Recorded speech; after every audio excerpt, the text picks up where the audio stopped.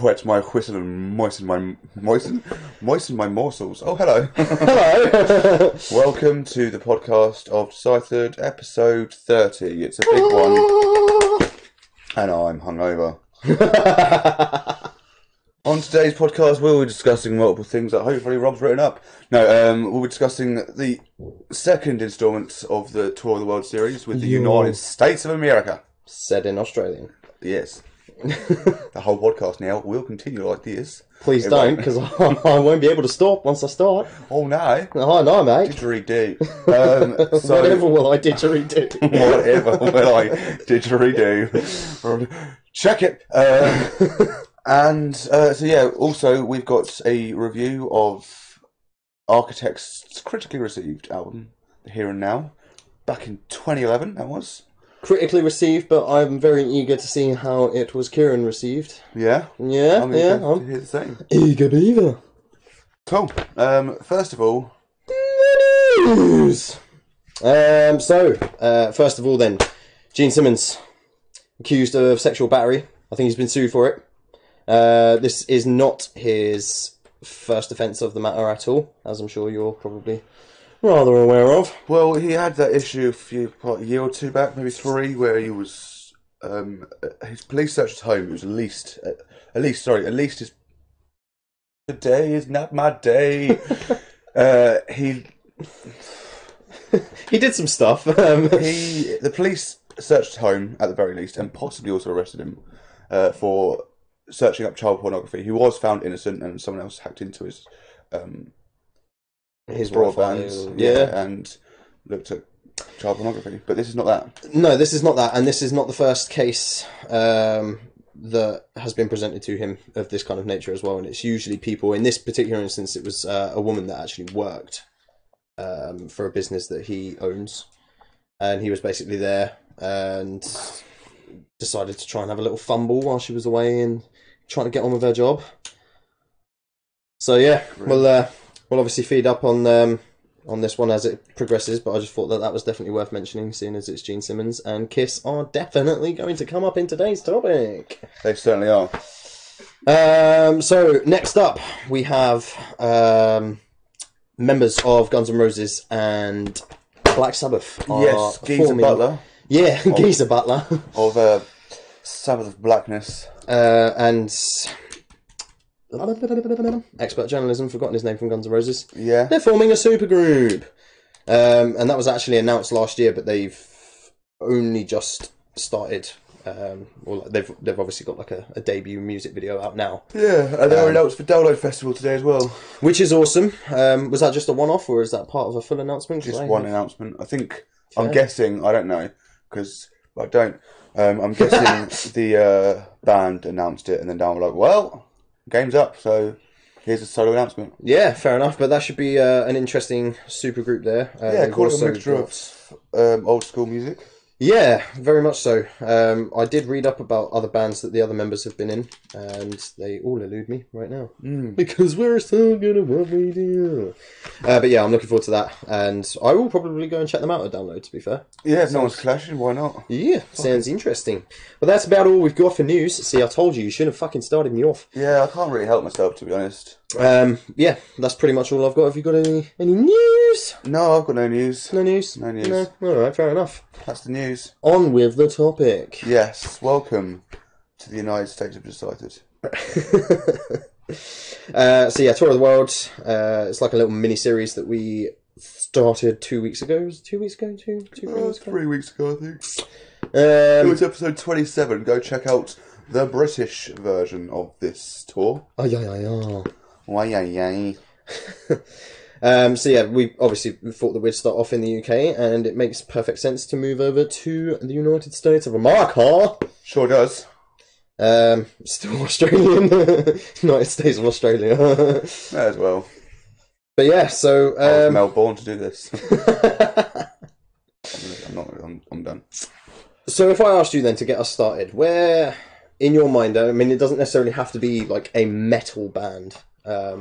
In actual fact, it's going off of the same sort of theme and style that we wrote the UK version in. What band would you say is kind of like The States Beatles. Oh, Not necessarily of the genre, but definitely paved the way. Because I know my answer to this. Lady Gaga. No, Wow. I don't know who paved the way. It's difficult because the Beatles were so fucking fundamental in music and they were so obviously big. Whereas America doesn't really have that. Like, you could throw in Metallica. We're talking before then, even. Bearing in mind that Kiss were before then, as well. I wouldn't know. No? No. So if I said a band called Iron Butterfly, you wouldn't know who they are? Never heard of them. Wow. So if I mean, to be fair, they're mostly only really... A lot of bands draw influence from them, but mostly for the one song that was released in, like, the late 60s or so. So the Beatles had already well underway by this point. Yeah. So there's a band called Iron Butterfly that did Inagada Davida, some song like that. It's Ricky Martin, isn't it? No, but if you've ever watched Simpsons, then you should probably know that. I have watched Simpsons. Inagada Davida, baby. They're gonna be the loca. Yeah, that one. That's the song. Yeah, it was well big in the late 60s. Yeah. And it paved the way for metal. So there's a band called Iron Butterfly that released that song anyway, and it was a real massive hit back then. And obviously there were other bands out at the time, obviously from the States, that were sort of doing the whole kind of acid rock and the psychedelic sort of rock thing. But these were the first guys that sort of brought quite a different kind of sound that was paved the way for darker things, if that makes sense. So I just thought that they were worth mentioning. Sure. Many bands and artists that sort of followed their formation in '68 drew inspiration from that hit song. More of a rock band, though, they did provide sort of like a heavy sound through discorded vocals and additional instrumentation, which is something that we obviously see quite a lot going forward with a lot of the bands. Do you know who really inspired that band you just mentioned? No. No. Cool, I wasn't sure. I'm guessing it would be probably Sabbath and maybe obviously Beatles as well. Yeah, most likely. I would say the Beatles is probably a strong one. Mostly because they were more of like a rock band still. Yeah. I find it quite easy to believe, especially when you listen to that song with the sort of like orchestral organs and stuff like that going on in the background. Additional instrumentation obviously was quite an important thing in the movement going forward. Okay. So definitely worth a mention. Yeah, man. So shortly followed after those, and I've actually listed sort of all of the bands that we've spoken about in date order. So the next ones that we have after that are Twisted Sister. Yeah, so they're quite prominent. They're probably the biggest hair metal band. Yeah, I'd say so. arguable. Yeah, still massive to this day. Only recently stopped. They disbanded. I think maybe 2 years ago, maybe even last year. So effectively, last year is almost 2 years ago. So I don't really know much about them as a band. I mean, what would their if I asked you what their biggest hit is? Oh, we're not going to take it. We're not going to take it anymore. Okay. Don't know if you guys That like just that. sounds like we're not gonna get us by tattoo, but all right. We're not going to get us. Wow, crazy. But yeah, so I mean, I don't know any of their songs really. I don't know much about them as a band. It's just they're a name that if you pay attention to anything that is rock and metal, you will have heard of Twisted Sister. Yeah, so Dee Snider is the lead singer. He's now gone to a solo career, but yeah, definitely massive back in the day. And very influential for a lot of bands of today. And that was 1972. That's what they formed, wasn't it? Yeah. The following year, though, was Kiss. Now, this is one that I am going to be sort of relying on you for any factoids, because, again, a band that I don't know a great deal about. Sorry to... There is somebody that... Nick from... Yeah, I thought formerly so. Beatdown. I thought so. Big fashion band. Haley Holt says, love Twisted Sister. I want to rock! Oh, was that them? That's Kiss. Right, yeah, okay. Fair enough. Hello, Jay Caston. So, Kiss, you may have found out from a very popular podcast that he's been arrested for sexual assault misconduct. I don't know what we said earlier. What podcast was that? I think it's Des Eitherd. Oh, right, However okay. they spell it. Yeah, I'll check them out. Yeah, sound good. So they formed in 73, and in my mind anyway, I certainly can't really think of a band before them that had that kind of following, that kind of massive fan base. Strictly American based, anyway. Arguably one of the biggest bands on the planet, still to this day. Kiss, really. for Yeah, sure. yeah. Still selling out arenas and stuff. Oh, I keep forgetting that this is spring. Let's put it on the right way around. There's the night sky over my body. It's dusk, but it's cold. Yeah. So back down to Kiss. Yeah. Yeah, fucking huge, very influential in the rock world. Somewhat a cult following. Like Yeah, they were the first sort of band that I remember. I mean, obviously the Beatles were a worldwide thing. Yeah. But Kiss Army is like an actual thing. Yeah. And like people say, like, oh, I'm a Kiss soldier since this year, and it's like, okay, fair enough. You don't get people that say like, oh, I'm a Corn soldier. No, because that just sounds a bit. I'm a odd. corn cob. Fucking pathetic. I'm a corn cob since 1996. If you're here for the Kieran jokes, you're having a bad day because it's not going to go well for you. Just shitty puns for 2 hours. Let's go. Yeah, so Kiss. Yeah, huge back in the day. Always known for their live shows. Yeah, massively. And I feel like if image you weren't, as well. Yeah, of course, yeah. And I feel like if you weren't influenced that much by their music, like pretty much every live band was probably influenced by their live shows. Yeah, it's fair to say actually that they probably did set a bit of a staple. Yeah, in that regard. Cool. I mean, I only know a few Kiss songs. They've never really been my sort of palette. But yeah, you can't deny that they're still to this day really one of the biggest bands on the planet. People still talk about them easily. Yeah. Even for the wrong reasons. Gene fucking Simmons. So we have a big jump in our list then, because no doubt a whole bunch of other bands sort of emerged from the scene at that sort of time. Yeah. But we're going to take a nice jump to what's definitely sort of directly relevant to what we're trying to get at here, and that is a jump to 1981. So I'm going to list off some bands that formed in that year alone. We have Metallica. Yeah. Pantera. Yeah. Slayer. Yeah. Anthrax. Yeah. Faith No More. Yeah. And also Motley Crue, which are another hair metal band, you could argue. Oh, yeah, actually. Not a bad shout. Yeah. I'd still say, in terms of specific hair metal, Twisted Sister Raleigh, but oh, yeah, they 100%. definitely have roots in hair metal. Yeah. Yeah. And a massive band in their own right. Although, would you call Aerosmith hair metal? I would say... And when did Aerosmith come out? Are they on your dandy list? I didn't actually know, but I can find that out. Yeah, the deed. The other day, mate. But yeah, I mean, would you call them hair metal? Would you? Well, Aerosmith? I would say they're just a rock band. Probably, yeah. Yeah. I'm probably just thinking about his hair. Yeah, exactly. But I mean, that was kind of the norm back in... Hurry the fuck up. Wow. 1970. Okay. So they're a bit older than the 81s we're going through now. Yeah. And Aerosmith had a massive part in rock, for sure. They still are. Probably going through their 50th final tour, soon to be announced. Yeah, they're massive. But yeah, back to your list of the 81s. So I mean, that's it. So metal. yeah, massive year directly for the genre that we're sort of addressing. Yeah. So really, obviously, we're missing one from the big four, and we know why that is at this point in time. But Metallica, Slayer, and Anthrax all forming in the same year. Yeah. So the big three. And in that year, which we'll get onto Metallica a bit more very shortly. Yeah. In that year, Megadeth, Dave Mustaine was part of Metallica. Yeah, exactly. So, hence why we don't have the big four up until 2 years after this. Yeah. So, I mean, already though, 3 massive bands that people are still crying out for shows for them to do together to this day, all formed in the same year. I've had the luck of seeing the Big Four live. Yeah. As the Big Four.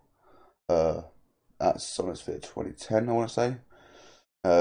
Went in the order of Anthrax, then Slayer, then Megadeth, and Metallica, and then they all played like a little medley at the end together. That's pretty awesome. It was pretty awesome. So, I mean, how many shows have they done together in that kind of formation? Oh, wow. Is it like a big thing? Because I obviously know that they've done festivals like that before, and it's the Big Four is like a known thing. But I didn't really know how much work they actually put in to making that a thing. I'm not sure the tour itself or being the Big Four. Being the Big Four and like playing as the Big Four on. Yeah, not as to my knowledge. not very often. This may have even been in the first tour that they did it. Fair. First and only, like it was a world tour for the Big Four. And they did. I think they did all the Southern Spheres of 2010, and a massive American tour. So let's go into Metallica a little bit then, because as we said, was he there from formation, or was it just early days? Effectively formation. He was the first member in his spot. He was the first guitarist. Fair. So Dave Mustaine, who we know obviously now from Megadeth, was originally a member of Metallica. Yeah. And if I'm not mistaken, they were on tour, and he was drinking a lot. And generally making a bit of an arse of himself, and would sort of get quite angry when he hadn't had a drink. Yeah, he was drinking and on drugs. That was what they cited. He has denied it since. And he's actually angry at Kirk Hammett. I think it was Kirk Hammett, for taking money, taking his spot for a start. But the riffs on the first album, Kill 'Em All, were written by him, just not performed by him. So he's pissed that he should have got that fame. Okay, so he's sort of had at this early point then, has had a bit of an issue with them for credit reasons, basically. Like, not receiving credit for those riffs. Effectively, yeah. I mean, did the band credit him, and it's just that because he's not playing them live that other people just assumed it was Kirk's work? I guess it ended up being Kirk's work in a way, because it is him on the album. I don't know, it's a bit dodgy, but going into it's just one of those, really, that it's probably like Dave's work, but it would be impossible to prove, kind of thing. Yeah. That sort of thing. Right, okay. So let's go into slightly more depth Metallica description. I'm going to be relying on you for this. Yes, I have it in front of my face. That's where I like to be. Formed in 1981, as we've already mentioned. Yeah. After Lars Ulrich, the drummer, placed an advertisement in a LA newspaper looking for other musicians.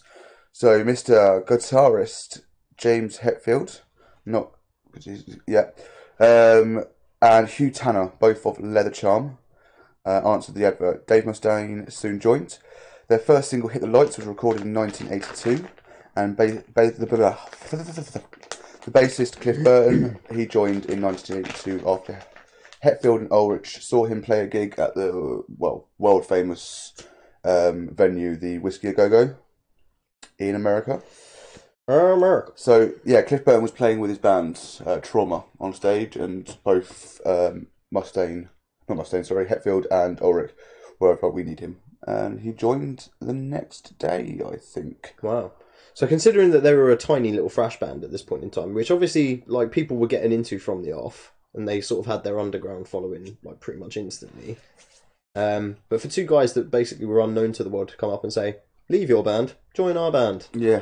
It's a pretty big deal. Yeah, definitely. How the fuck does that happen? Yeah, I guess someone was impressed enough.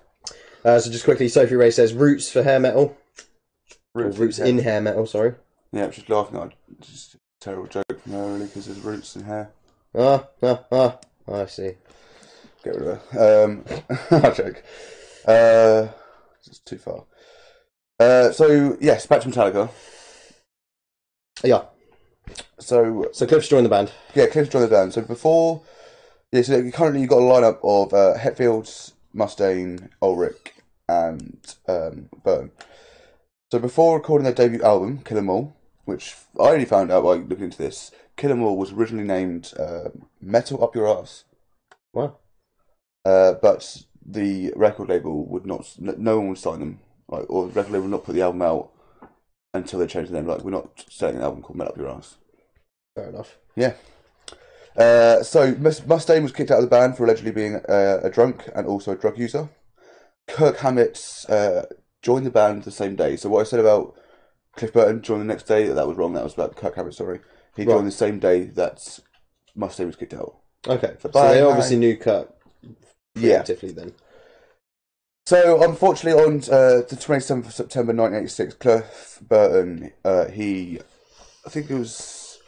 So it was on a tour bus, if you're tour bus, yeah. It was. I think he played rock paper scissors or something like that. Yeah, they played rock paper scissors for the bunk. Yeah, and he won and got top bunk over Lars. Yeah, I thought maybe Hammett, but yeah, either way, it was one of them either way. So another band member obviously was Sort of like you get the noisy bunk, basically. This is the version of events that I've heard is that the bunk that Cliff ended up taking that night was like the noisy, the bumpy, the awkward bunk, and all of the rest of them were sort of relatively more comfortable by comparison. I think it's the other way around because Cliff won the game, so he chose the top bunk, I think. Oh, really? Yeah. Oh, wow. The driver, unfortunately, lost control of the bus. They hit some black ice or some shit. Yeah, it skidded. The bus overturned multiple times. And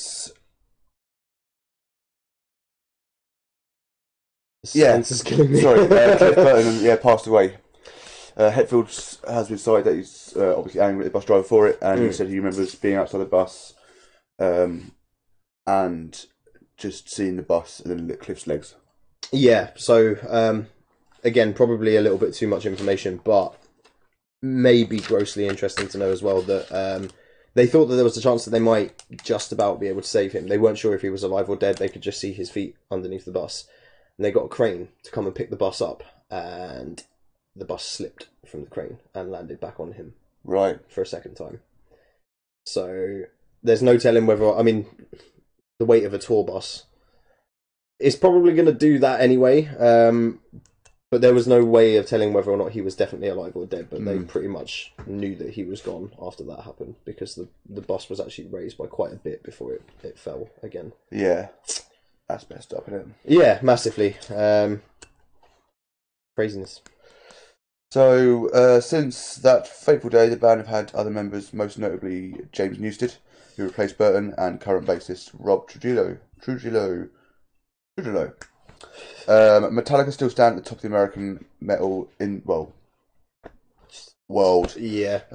Today, stand at the top of American metal today, perhaps even worldwide metal, with 125 million album sales worldwide. Craziness. It is. Yeah, it's a really sad sort of history for them, because they have been through some struggles as well. James on stage with Guns, I believe, actually. They played a concert with Guns, and James pretty much got his entire face set on fire. Yes, I'm dodgy hearing about pyrotechnics. Yeah, and they, if I'm not mistaken, it could have changed to this day by now, but they sort of swore an oath that they would never play with Guns N' Roses again, because that same day, James basically said that Axl could have come out and saved the day after his sort of accident on stage, and they came out, they played a couple of songs, and then fucked off, and it caused riots in Russia. Brilliant. Yeah, I can see why they'd be pretty pissed off at not playing with them. Yeah, I'm guessing this was post/leaving. Not entirely sure. I don't actually think so. No. No. Okay. Wow. But yeah, so as a band, they've obviously got a bit of a shaky history, and they've been through some shit. But they see success as well. So yeah, definitely one of the biggest bands. Fair. So I mean, there's, as sad as it is to say, being part of the Big Four means very little when the biggest four is Metallica. Yeah. So Anthrax, I don't know a great deal about. I know that is it Scott Ian is the guy that sort of pulled the band together. Sounds right to me. And he's like quite a notable force in the genre. But I don't really know too much about Slayer, who also formed in the same year. Oh mate, Slayer are the cult band, maybe aside from Manson and Slipknot. They're like the cult band. Go to a fucking metal show, someone's going to scream Slayer at some point. Yeah, fair. They are. You can't go to a metal festival without at least seeing like a handful of Slayer t-shirts. Correct. I would say at this current moment, they are the leaders of thrash. Obviously, they're disbanding soon. Metallica aren't thrash anymore. And I'd say Slayer are bigger than Megadeth. Yeah, I would say so. Yeah, so you got Kerry King, Jeff Hanneman, Scott Ayara, something or rather. And the other dude. The other dude? Yeah. I like the other dude. He's a good dude. So yeah, I mean, that just kind of paints the picture, really. Even us, who really should be doing a bit more research than we are, we don't really, there's not much to say about them. We know that Slayer are a massive band in their own right, and we know that they've stuck to their sort of, closer to their original sound than the others have. Yeah. I wouldn't say they've really changed at all. Yeah, and that's perhaps why they've got such a cult following behind them, really, is that nobody's ever going to argue that Slayer have sold out. No. So that is something. So we move on then to Pantera. Who... Originally hair metal. Yeah, definitely. Certainly at this time as well. Yeah. Didn't really start seeing the kind of success that people attribute to Pantera until quite later on than this point. But yeah, certainly started out as a hair metal band, which I thought was fucking hilarious. Yeah, it's hilarious. Well, I found that out a good few years after I started listening to Pantera. A lot of people don't know. A lot of people don't know that their first album was really glam, really... Yeah, hair metal doesn't even really describe it. It's... I don't know, almost softer than that in some ways. Yeah. But that was with a different vocalist. That was before Phil joined the band, I believe. Right. And then Phil joined the band, and originally they were sort of still very much like leather spandex wearing dudes that just played a little bit of a heavier sound. And eventually they decided that they couldn't really be asked to care what they looked like on stage, so they just sort of went out in their normal clothes. And in a way, that kind of gave birth, in my mind, especially when you think about sort of how bands look when they're on stage, that kind of gave birth to the whole, like, we're just going to go out in our flannel shirts kind of thing. Because pretty much everyone before that was dressed for the part in some way or another. The Beatles always used to wear suits and stuff like that. And hair metal bands have obviously got the spandex and the crazy hair. All you really need to do if you look for a modern day example is take a quick look at Steel Panther. But everyone sort of had a gimmick before that. They were one of the first bands that were as big as they were that came out and just thought, you know what, fuck it. Can't be asked to costume up before a show. I'd rather get drunk. Yeah, that's definitely Pantera. Yeah. Again, it was a similar sort of thing with Metallica as well, but I've seen interviews of roadies that worked with Pantera back in those kind of days that were basically like, it's the only band that they've ever worked with where you could get fired for not drinking enough. Which I believe. And a few dudes from Black Label Society that have played, or had played with Dimebag before his death said that, you know, he was actually quite a stage frightful person. Really nervous until you whacked a few cocktails in him, and then he would just get up and...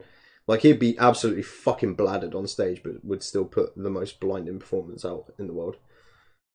So weird to think that, isn't it? Yeah, a little bit. A legend like Dimebag would have stage fright. Yeah, I guess. I mean, there's no telling whether or not it continued on over the years, but I guess he never really found out because he drank a lot before shows. But, yeah, certainly the kind of pinnacle of living in excess, I guess, really. But I don't know, like, the chronology of their history at all. I mean, would you be able to sort of... What, Pantera? Yeah, how much do you know about them? Not a great deal, surprisingly. Like, obviously we know about Dimebag and Phil and Vinny and Rex. They are the four that are Pantera. Obviously there was a big breakout towards the end. Obviously Dimebag died, and after that, Vinny Paul and Phil didn't speak again, I don't think. Yeah, I'm pretty sure they never did. Right, of course, Vinny passed February this year. Yeah. And I actually saw a really sad thing as a side note. Chris Jericho. I think the other day was Dimebag's birthday, and Chris Jericho from Fozzy and WWE. Well, the other day would have been December 8th, I think, his birthday. It was either his birthday or it was the day that we lost him. I thought that was in May. No, I'm pretty sure April. It was December because he was shot dead, same as Lennon. And we made this comparison before. I'm going to check it now. Cool. While you check that, I'll go with the Jericho thing. So he said that he does a particular two things on December 8th every year. And that is he would go to... the first one's not relevant. 8th of December 2004. Well, he was killed? Yeah. Okay, so his death date, my bad.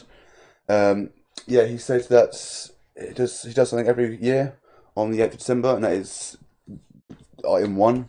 And then after that, he would automatically phone Vinnie Paul or text him to see if he's alright.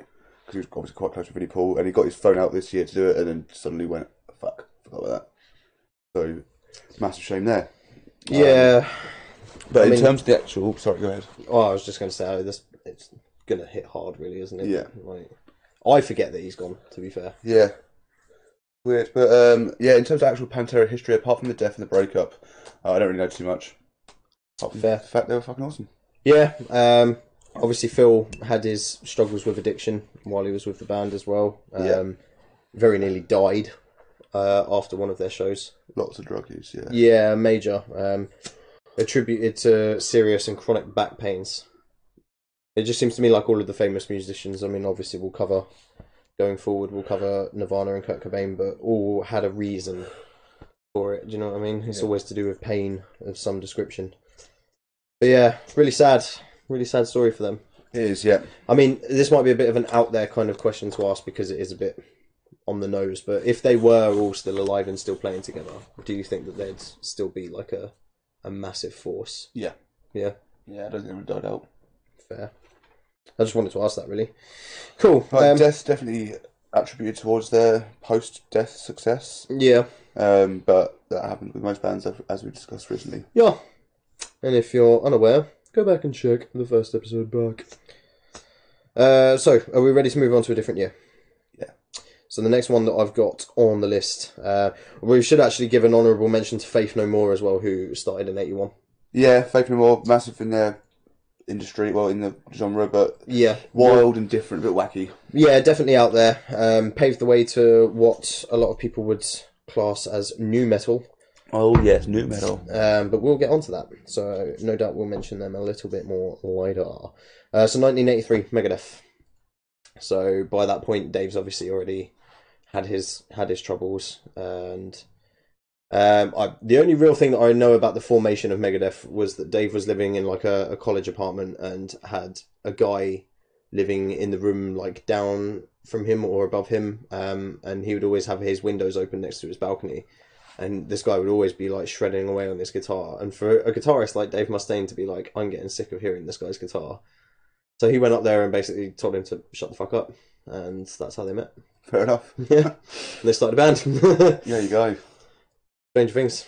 Yeah, that is it's an unusual way. You wouldn't usually, like, if you want to work with someone, you wouldn't really go, can you shut up? Exactly. Yeah. I don't really think that Dave had much interest in working with him in the beginning. No, probably not. But just imagine, like, if I was chatting loads of shit over Xbox about this, rather than us planning to start a podcast, you'd go, just want to shut the fuck up. Just want to play Halo. I don't play Halo. But yeah, I mean, that sort of thing, it's just a bit weird, really, and you can definitely picture it with Dave's personality as well, that he is exactly the type of guy that would have been, like, rude about it as well. Yeah. But there you go. This other guy obviously really enjoyed his guitar playing and sort of sucked up to him a little bit until he changed his tone, and that's how they became the two guitarists in Megadeth. Yeah. I'm guessing that during the time, Dave was probably penning a letter to Metallica with a raised fist. Probably. A little bit of a vulgar display of power. Oh! Naughty! Saucy! But I don't really know too much else about Megadeth, do you? Again, no. No. We've definitely got our one of the big four that we know more about. Yeah, Metallica. Yeah, 100%. I would have guessed before. I didn't really think about it. I would have guessed to know more about Megadeth and Slayer, but I guess I know more about Slayer. Megadeth, I've seen a lot of comment sections, and a lot of people say that the best of the big four is Megadeth. You see, in terms of like the actual guitar work in it, Dave Mustaine's got some fucking brutal riffs, some brutal solos. It's his voice that fucks me off at times. Yeah, and I think that's probably where the sort of crowd are divided in that sense, really. Yeah, arguable. Very arguable. Smee. Making her weekly appearance. Yep. Just in time for Guns N' Roses in 1985. That is related to Cats. It is, yeah. Because Axl Rose is a bit of a pusher. Guns N' Roses is one of the biggest bands of all time, again. Massively, yeah. There were people at the time that said that they were, if not... There were obviously some people that argued that they were bigger than Beatles. Right. But they were a band that, at the time of their sort of comeuppance, they were a band that were basically hailed by many to be, you know, we haven't seen anything like this since the Beatles, kind of thing. Right, yeah. So yeah, really intriguing. I'm trying to think, like, because obviously they're obviously rock. Yeah. And influenced multiple bands of today. Avenged cite them heavily as an influence. Yeah. I think a lot of bands probably do without even realising it. That's the thing. My only thought is like, they're still, hello. You very nearly lost your phone. I didn't nearly lose my phone. She almost wrote a comment. I can't speak English. What is this language? She started talking Polish. So cześć. Shan. Kurwa. Yeah, so, like, when you think about Guns N' Roses, they're not too similar to bands of today. You think about it, like, so you've got Metallica, a lot of bands are similar to Metallica, but of that metal way. You think of, obviously not from the US, but you think of Sabbath or Maiden, and a lot of bands are like that. But so many bands still cite Guns N' Roses, yet don't really sound so similar. Probably just a massive influence. Like, they love listening to them, but didn't really care to sound too much like them, I guess. They strike me as the type of band that could have been a gateway for a musician that wasn't a musician to get into music in the way that makes them want to actually, like, start a band or something. They're the type of band that I can imagine that if you were subjected to, at the time, like a load of crappy 80s music that your parents were playing or whatever, and you were just a teenager full of angst, hearing a band like Guns would probably be like, yep, I'm all over that. Yeah, for sure. So, I mean, obviously, like we've discussed, that there were some heavier ones that were formed earlier than that, but as we've also discussed, a lot of those bands didn't really see a great rise until a little bit after their formation. Yeah, absolutely. Guns were pretty much instant. Yeah, they were. I'd say with Guns, like, part of their appeal as well, so, like, yeah, they're musically fucking great, but they just look like... They looked the cool. part. They just look cool. Yeah. And, like, I can imagine kids or teens, at least, would be like, oh, I want to be like that. Yeah, 100%. The whole sort of leather jackets and biker look kind of thing, but... Yeah. Don't judge me, cat. She's just like, whoa. But yeah, I mean, instant commercial success. Yeah. And like you said, bands sort of don't necessarily stylize their sort of thing around them, but a lot of bands would say that Guns are one of their biggest influences. So that's actually quite interesting. Why do we think that is really? Because you get bands that say, like, I mean, like, I wouldn't say that Avenged look anything like Guns either. They don't try and dress like them. They don't have the same sort of stage show. I mean, back in the day, Sin did wear that hat. It was very eerily similar. Not eerily, but very similar to Slash. A Slash style. Not the same kind of hat, but a bit of the style. He wore a hat, therefore he is Slash. Fred Durst wore a red cap, therefore he is Slash. Wow. You see, Sin I can understand because they're both brilliant guitarists. Yeah. Don't ever put Fred Durst in that category ever. Have you not heard him on guitar? He's fucking great. He can play acoustic pretty well. Don't really think he can shred the shit out of an electric. I'm pretty sure he was actually Slash. Just had a mental breakdown. Started twitching like Hodor, like biscuit, breakfast. What's going on in here? Brexit. Oh, let's not mention that. Let's not. I'm exit instead. Hey. Cool. Not really too much else to say about Guns then, really. We all know who they are. We all know the kind of influence they had. Yeah, very. We also know that there haven't really been a single band that have come close to their pedestal at all ever since. Yep. Cool. So we move on to 87 with Alice in Chains, and also the year that Nirvana formed. Yeah, two fundamental bands in grunge. Yeah. I mean, it's been a matter of debate that a lot of people would say, oh no, Alice in Chains are a rock band. I actually agree with you in this sense. Grunge, they are, 100%.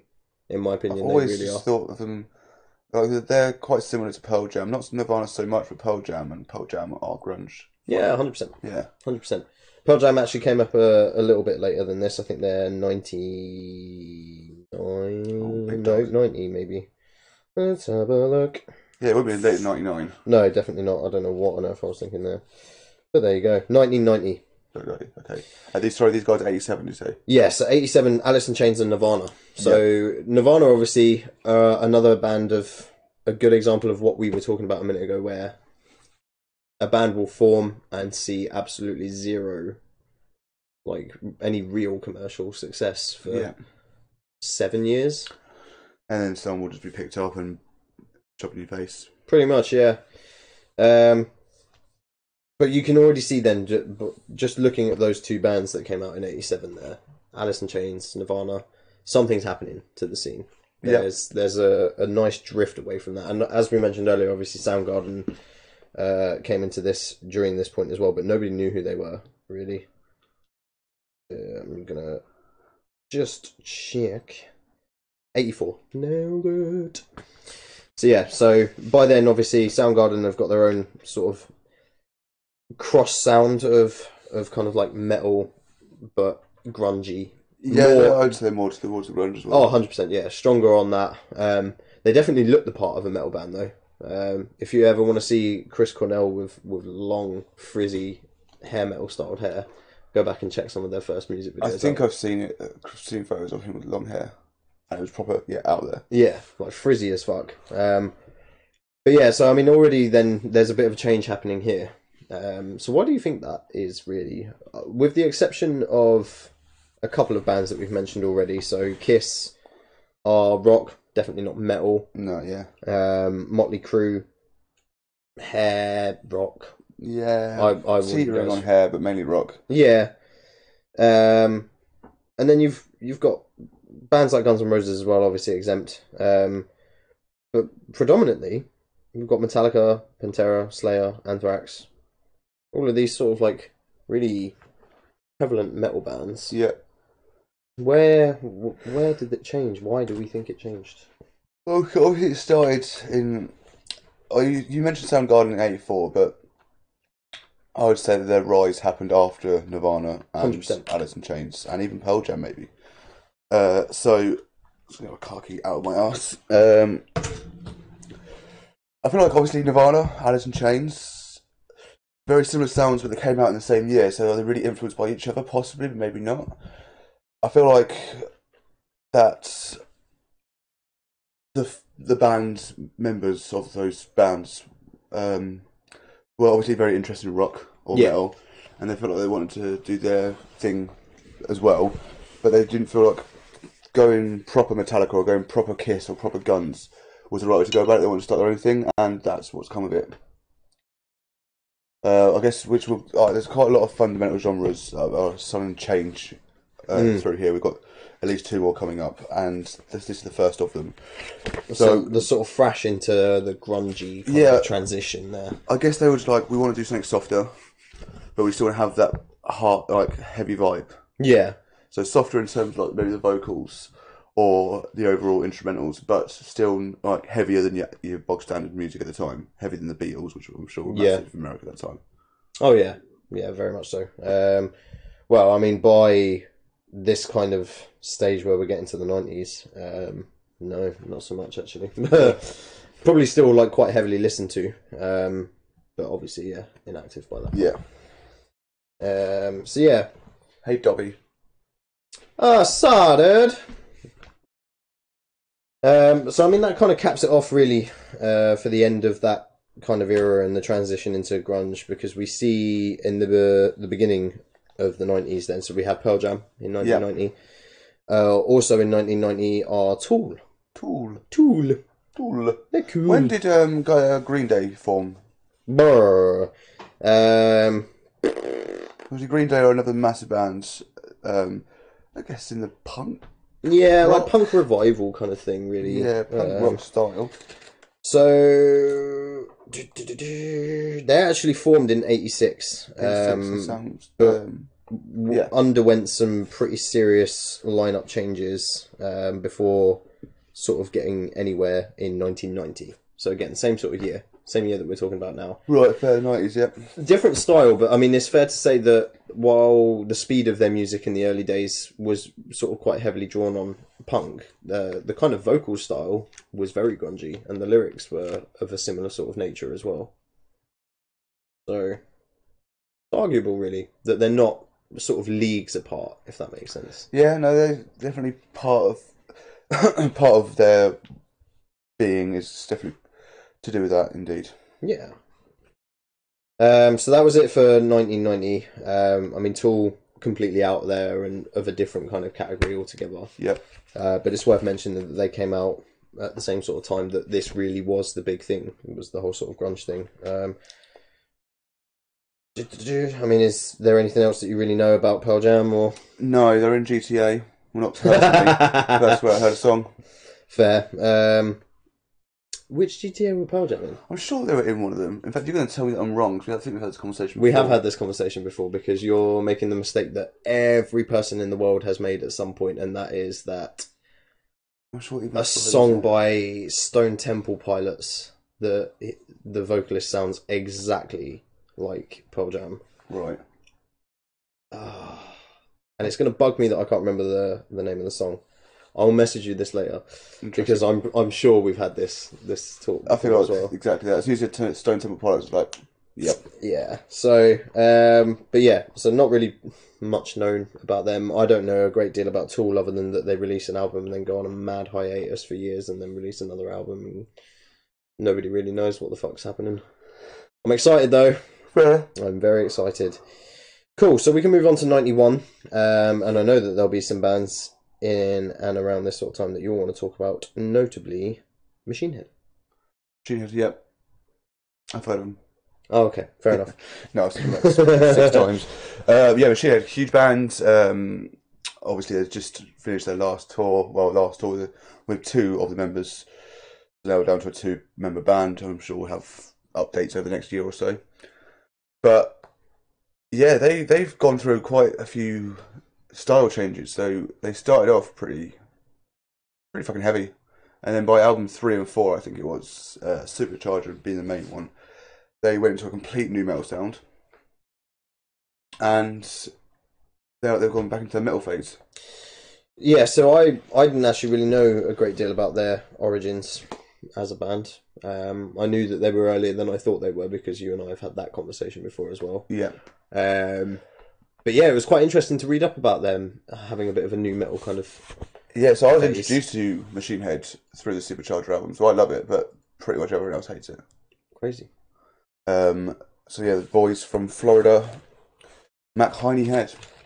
McHiney Head. Yeah. Love it. They're directly influenced mainly from Slayer. Like, they're massive Slayer fans. You can kind of hear that, really. I remember an interview with Rob Flynn where he said that he got the band got booed to shit supporting Slayer. Wow. I think this was in the interview where my quote of "Ollie is a cunt" made it into Kerrang, where Bring Me the Horizon got booed to shit for supporting Machine Head.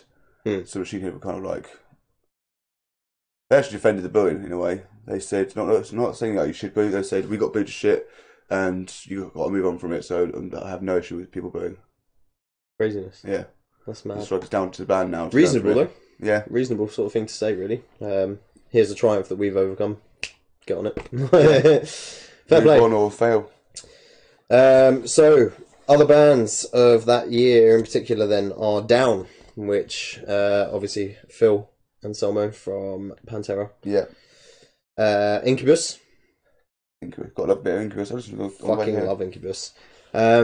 People actually say that they kind of had some roots that could be seen as new metal as well. I really don't agree in a lot of ways. Maybe with the additional instrumentation and like the decks and stuff like that and the scratching. Yeah, to a degree. But I mean, I feel like if you're going to say that they've got decks and scratching in it, I feel like you should class them as new metal, because you class Slipknot, who do not rap, as new metal. Doing some songs. There's no rap. Yeah, there is. Not rap. Yeah, there is.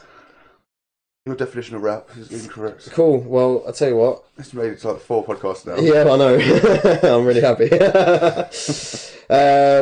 Okay, so we'll move on before we start raging at each other and talk about Rage Against the Machine, who also came out in 91. Christmas number 1 year. I'm more of a fan than you, it's fair to say. I hate them. Yeah. Well, I really dislike them. Yeah, I can't deal with Zach's vocals.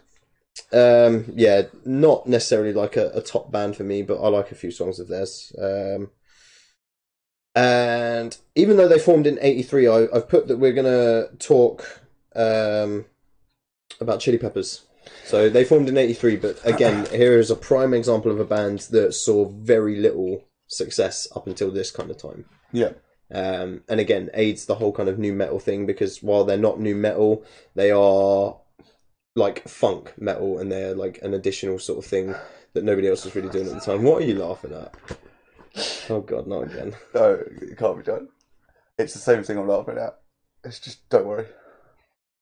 I don't understand. It's because I can't. It's because you. No. Okay. No, we're not doing Breezing right over that then. But yeah, Peppers. Again, a band that I know that you're not a fan of. Peppers? Yeah. Oh, right, Red Hot Chili Peppers. Sorry, yeah. I was like, who's this band Peppers? And I'm like, yeah, sorry, back to them. Yeah, not a fan of the bands. I'm going to cut. I know you said that's not the year they came out. Yeah. Yeah, I've never really liked them. They were like one of those bands that liked a few hits. I mean, that's it. But you are a rather large fan. Yeah, mostly of the earlier stuff. But, I mean, it's fair to say that, in my opinion, they've kind of lost their way over the years. Yeah. I don't really feel like they're doing anything that's like original or anything anymore. But yeah, certainly back then they were a big band because you've got all of these other bands that are experimenting with other stuff, like additional instrumentation and stuff like that. And Yeah. there's these guys that are just coming out and literally rapping, like properly rapping over the top of really funky bass and crazy drums. It was fresh at the time. Yeah, it was like. Don't get me wrong. I may not like them, but they are revolutionary as a band. Like they trendsetter maybe a push, but they definitely picked up and worked on something. Yeah, I would agree 100% that they are trendsetters in the sense of the two albums that apply to this kind of era is they released Blood Sugar Sex Magic in 91, and then probably still to this day the biggest album of them, Californication, came out in 95. Yeah, that's where I kind of came in, like, to knowing them. Yeah, not pretty in much everyone. '95, but that album specifically because it was played everywhere. Yeah, for years to come afterwards. Yeah. So again, there's this kind of thing where things are changing. Like, do you know what I mean? Like bands are sort of experimenting with other things now, and it's Yeah, well, as we covered in a previous podcast, back in the day of no technology, we did a history of nu metal, and nu metal was really it was a massive thing through the mid to late '90s, even through to the early 2000s. It's where people, I guess, were pissed off at the decline of rock or the staleness of rock at this point, and they're going, we want something different. We like rock, we love rock or metal, but we also like a bit of rap and hippity hop. hippity hop. Hippity hop. The fun don't stop. And that's when nu metal was kind of born. Yeah, I've written like a little bit about it, so I suppose this is sort of a good time to. Yeah, I mean, would you agree then that a lot of people sort of argue that it all kind of began with Korn? Yeah, probably. Began with Korn. They didn't lead it towards the end, though. No, definitely not. I think there were too many other bands. As I go on to say, that kind of scene got really saturated really quickly. So there was too many bands that were like leading it at that point in time. But a lot of people sort of say that Korn were the first people to do it, formed in 93. Yeah. And straight from the off, really. Yeah, they don't nu metal. Yeah, 100%. So yeah, often dubbed as the pioneers of the movement. Have cited influences from bands like Bad Brains and Suicidal Tendencies, which are, predominantly punk kind of infusion, that kind of shit. Suicide Tendencies are god awful. They are in GTA. Are they? Yeah, GTA 5. Oh. Fucking me subliminally. That's Suicidal Tendencies.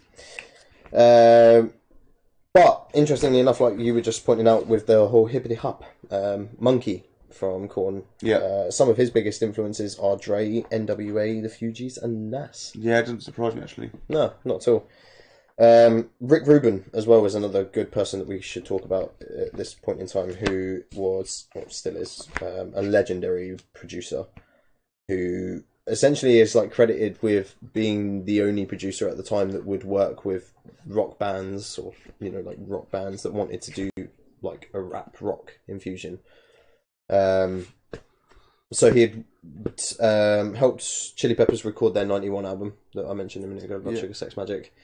He had also worked with bands like Korn. Okay. I don't think he actually produced any of their albums, but I just think he sort of helped them discover their sound a little bit. Cool. Quite a big force for that kind of thing. It's worth saying with Korn, quickly back on them, like they were one of the bands that pretty much shot into fame straight away. Yeah. Like their first album is incredibly well known, like it's highly praised. There are fans that still to this day say that they haven't released anything decent since like Issues, and Right. that are very much all about their original sound.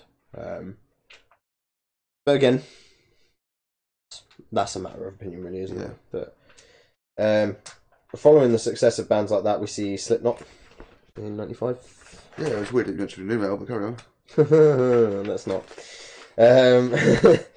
I mean, to be fair, I personally do feel like they've drifted away from anything that could be categorised as that. They are just a metal band now, in my opinion. Although, interestingly, reading some stuff up about this, I'm not the only person that thinks it, because people have said that the Grey Chapter is like them taking a revisit to their new metal days.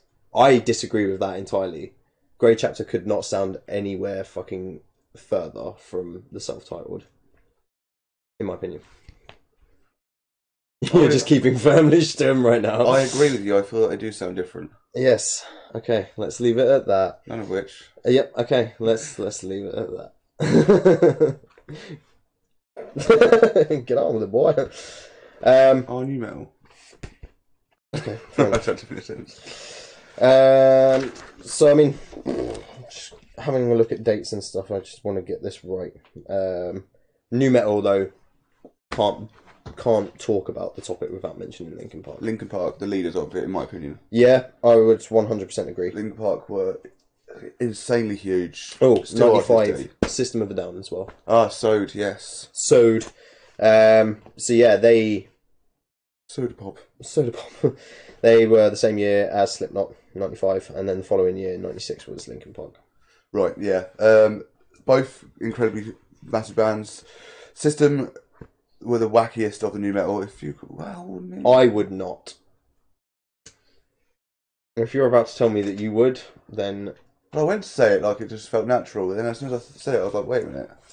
Wait a minute. Fuck that. I mean, do you think that they rap in a way? I mean, it depends. I've never really thought of it that way with System, no. But then I know of songs of theirs that have very similar sort of... See, I don't know. There are songs in the self-titled by Slipknot that I would say that Corey raps. I mean, we know your opinions on fucking... Yeah, Slipknot, alright, yeah, right? okay. But you're asking me about System, and I just... No, I'm going to say no, because there's more to it than just speaking fast. And I feel like that's really the only thing that System Does do. Corey speak fast, or does he scream fast? We weren't talking about Slipknot. Alright then. Slipknot of a Down. Staying on... focusing on just rap, new metal and Sode.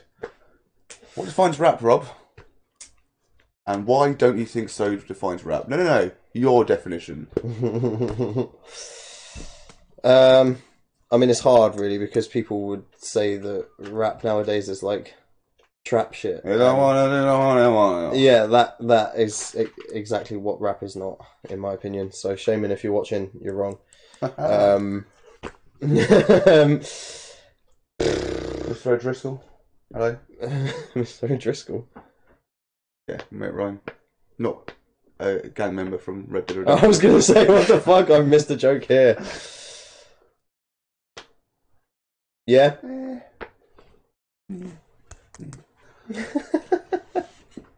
Let's move on. But no, System, genuinely, I'm actually intrigued. System, why wouldn't you? Mostly because I can't actually think of a single song that it appeals to, or applies to, sorry, right Wake now. up! Shake up! That is not rap. Why not? It's fast speaking. And the mic will drop again one day. Is that rap? Yeah, that's right. That's WAP. That's WAP. That's WAP, man. We've spoken too much WAP. Let's move on to Linkin Park, because they definitely rap. Yes. And in my opinion, many people can argue that Korn pioneered it and kept it alive and made way for bands like Linkin Park to have success. I disagree entirely. I think Linkin Park would have, even if there were no bands before them that sounded remotely similar, I think Linkin Park would have been an instant success the way that they were. For sure. in the end, not in the end. Sorry, well, yes, in the end, but Hybrid Theory as a whole is fucking known as one of the most influential albums of all time. Massively, yeah. It's like what, fucking 6-7 times platinum, Yeah, something like or diamond now. Actually, yeah, it's Stupid diamond. So yeah, I mean that's still to this day. I don't actually know if it's been topped as like one of the best-selling like new releases of all time. Sorry, Sophie, you don't like the lighting in this room. We'll make it lighter next time. Yes, it could just be the backdrop. Yeah, quite frankly. wait for it to turn into the next one. Did it? There we go. Although technically I'm out of time because that happened probably about 10 seconds ago. Oh god.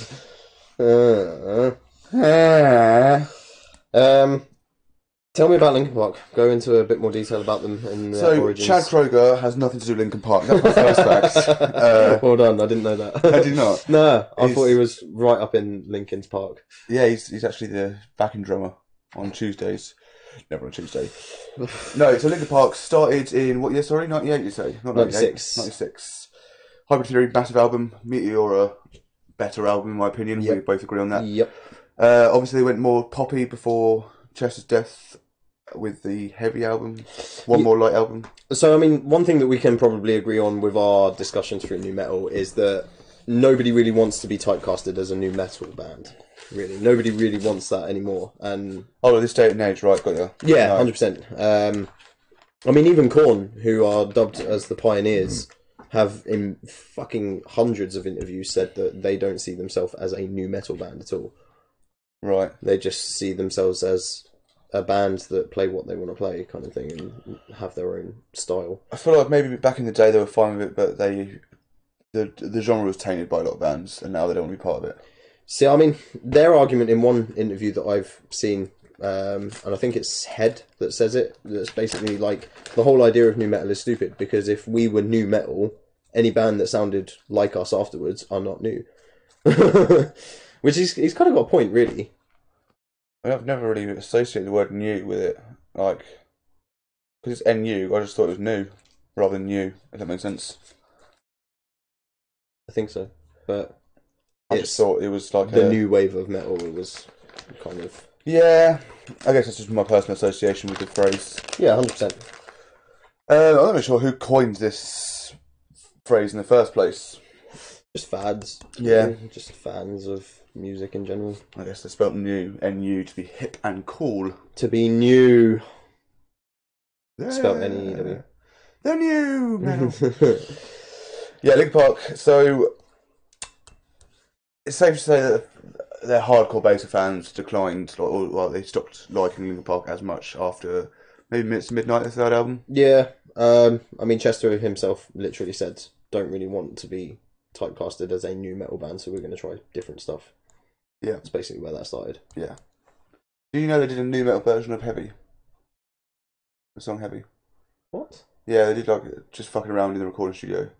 I think at the end Chester was like, now you can shut the fuck up about this fucking about our old sound. I was like, wow. Correct. I did not know that. Yeah, man. I think it actually sounded pretty cool as well. That was why I was like, this actually sounds pretty good. Fair enough. Yeah. What else do you know about them? Because I feel like these guys are probably the most noteworthy of this sort of era. Sorry, what was the Well, question? not above Slipknot, but for different reasons, if that makes sense. Do you know what I mean? Linkin Park. Yeah. Yeah, I'll say for this genre, they are the top band, most notable. They've had the biggest success out of any new metal band. Well, out of a lot of bands, full Yeah, stop, really. Yeah. Talk about genres. Mm. Let's go for a blast from about what I was meant to do 45 minutes ago. Here's some details on thrash metal. I'm hungover, as mentioned, and I forgot. Thrash metal's roots came from inspiration from the new wave of British heavy metal. I can't believe we're doing this. With music from Iron Maiden, Motorhead, Judas Priest, Venom, and more, introducing fast-paced instrumentals that became essential in thrash. The big four, of course, is summed up of Metallica, Megadeth, Slayer, and Anthrax. These four bands lead the way through the rise of thrash metal. Back into the 90s. The 2090s. The 2090s. There's 20 of them. I actually think that there might be close to that many bands that we've actually picked out so far, yeah. Didgeridoo. I know, right?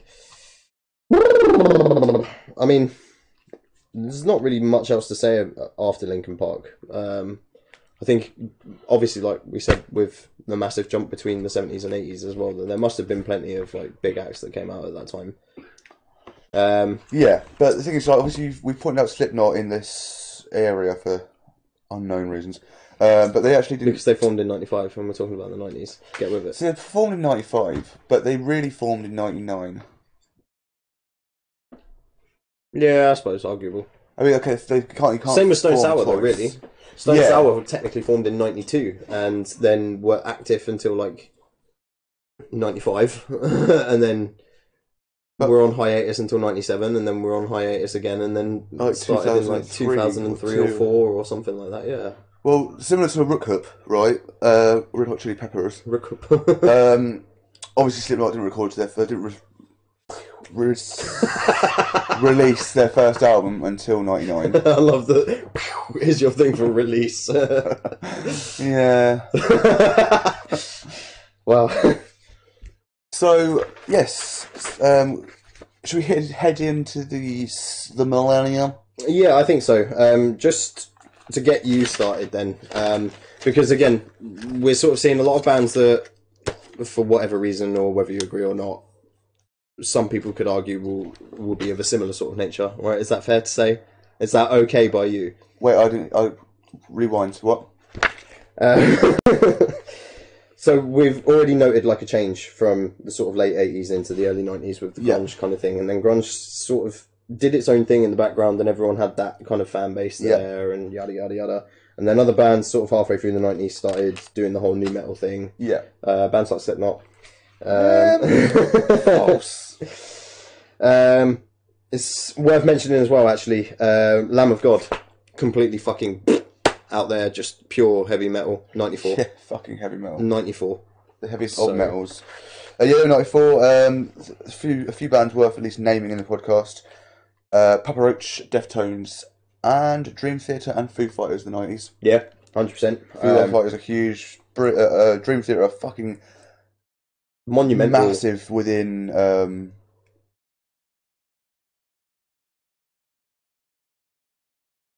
What the fuck's the name of the genre? Why is my mind like this?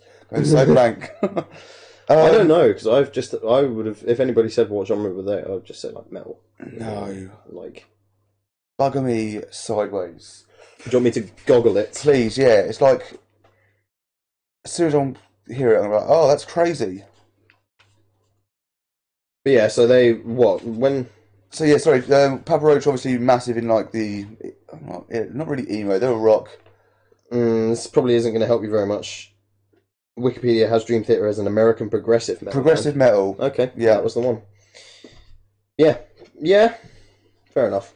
Oh, that's crazy. There you go. I thought I told you so. Thought my own joke halfway through.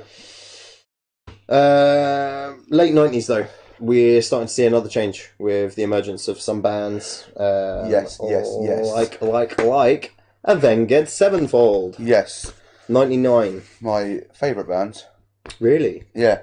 I had no idea. Yeah, can't you see what you... Oh. Yes, Avenged Sevenfold. Atreyu. Yeah. You've got Killswitch Engage at the early 2000s. Yes. They are all part of well, at least at the time, were part of a massive genre that was probably the biggest genre in metal at its time. Yeah. And that is metalcore. Yeah. All That Remains as well, a late 90s starter. Mm-hmm. That people would probably argue could be metalcore. You got On Earth as well. Yeah, fair. And Hatebreed. How Hatebreed actually were back in the 90s. They formed. Early 90s, I think, if I'm correct. Yeah, I feel like you're right. And they actually probably are they're started as one of the bands that kind of were one of the biggest influences to the start of metalcore. They're not necessarily metalcore themselves, but they're one of the biggest starts to metalcore. Again, Wikipedia has them down as an American metalcore band. Do they? There you go. 94. But Wikipedia probably has Slipknot as a new metal band. So I really want to find out. But yeah, carry on. So what would you say that they're sort of like a big force in the beginnings of? Hatebreed definitely were. So should I go on to metalcore as a whole now? Yeah. Cool. I was hoping you'd say that. So, with origins believed to have started in the late 1980s, 1990s, metalcore really rose to heights in the early 2000s.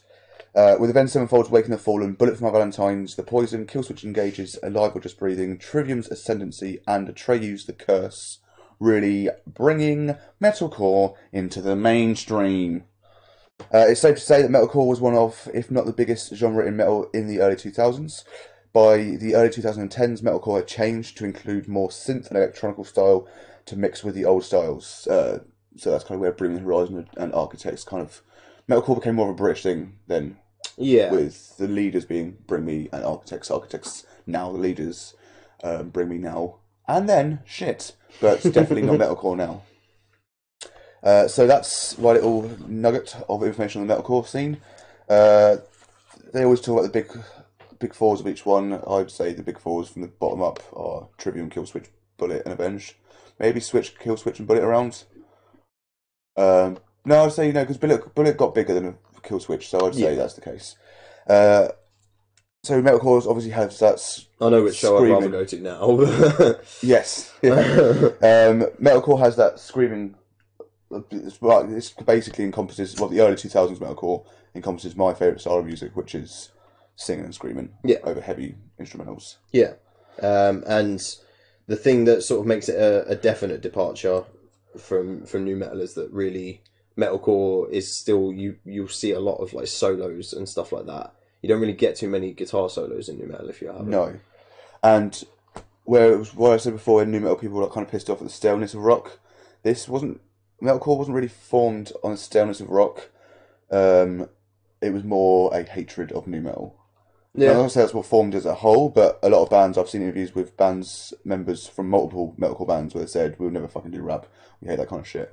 We wouldn't ever have that in our music. So I think the time it came, it all adds up a little bit. So some of them were just like, fuck this shit, let's get heavy. Yeah, I mean, when you can see the scene getting saturated by bands like Korn that everyone enjoys, but then you've got an abundance of bands afterwards that are just trying to emulate their sound and put their own little thing on top. Yeah. You can see why a musician that just wants to go and tear the fucking walls down is going to be like, fuck this shit. Yeah. Like, literally fuck this shit. By how much?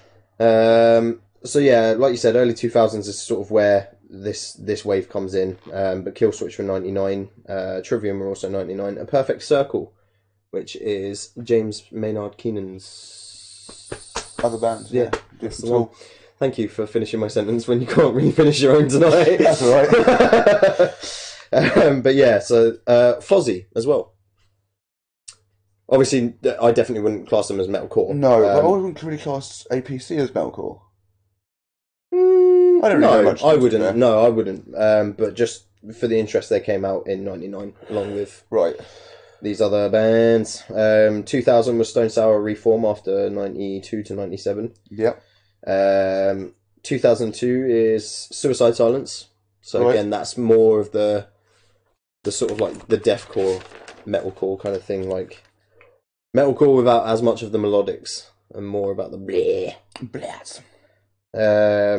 36 Crazy Fists were also 2002 as well, and they are they're pretty much the only band that have come out of Alaska. Right. But yeah, they're also a sort of notable... 36 Crazy Fists from Alaska. That's interesting. But they're a noteworthy sort of along the right lines as metalcore, I would say. Yeah. I saw an interview recently where Atreyu claimed they invented metalcore. I'm not going to claim who did because I don't know. No, but it wasn't them. No. Definitely not. They were one of the biggest bands in metalcore for sure. But there were other bands that were out at the same sort of time, like Avenged. Yeah, there was like a little war between Avenged and Atreyu because they're both Southern Californian metalcore bands. Fair. Tune in a few years' time where we have a special on Avenged Sevenfold.